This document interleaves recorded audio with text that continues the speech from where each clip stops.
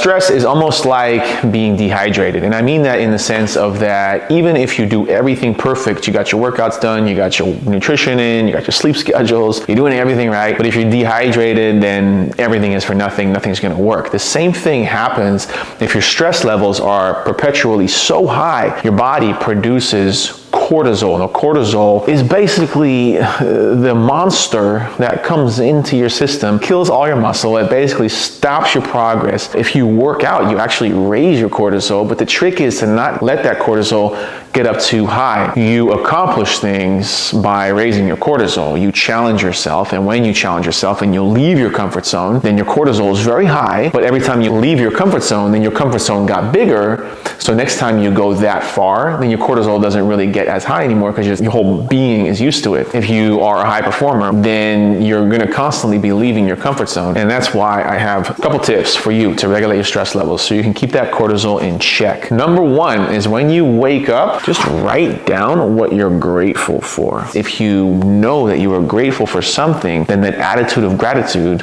is going to transfer over into everything that you do, and you start your day off on the right path. Putting yourself into an attitude of gratitude will also make you realize that you only get what you want if you help enough other people get what they want, and it puts you into a sense of abundance. And abundance is the opposite of what most people live in, which is scarcity. Most people think there's not enough to go around in the world, that they're never going to accomplish what they want, and that life is just supposed to be one big long journey of suffering. But it takes literally just as much effort to be happy than it does to be miserable. If you're overweight, that's hard, but getting in shape is also hard. So, choose your hard. Tip number two, I'm going to tell you something so simple that reduces your stress. It is going for walks, literally 10-minute walk.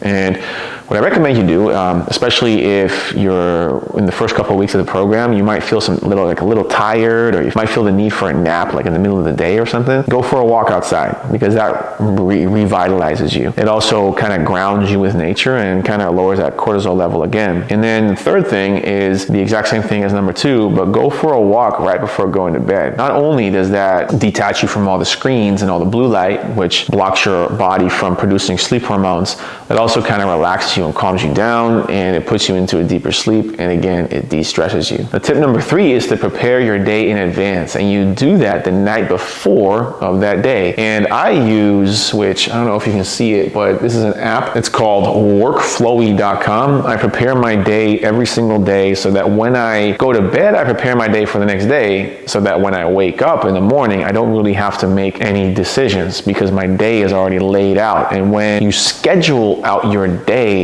then you are giving yourself no opportunity to say yes to things that don't fit your schedule. Busy people have to-do lists, but successful people have schedules. Hour by hour, plan out your day on that app. The last tip is magnesium. It really helps with lowering your stress, and actually studies have shown that people that have taken 500 milligrams of magnesium every day, and they did a trial for like 3 weeks, versus antidepressants, people that took magnesium actually felt more relief from stress than the people that took antidepressants without any of the side effects, because magnesium is a natural substance. And by the way, take this one step further. If you live near a place that has float tanks, a float tank is nothing more than a bathtub full of water with Epsom salt, and you lay in it for 30-60 minutes. Epsom salt gives you magnesium transdermally, which is through your skin, so your body absorbs all that magnesium, and you really feel rejuvenated the next day. Or if you live near the coast, you can literally just go into the ocean and do the exact same thing. Hope that helps, guys. 4 tips to reduce your stress. If you need help with this, reach out to me. Let me know how you're doing, because I don't want you to be stressed out of your mind. Life's way too short. If your past has been stressful, it doesn't mean that your future has to be that way.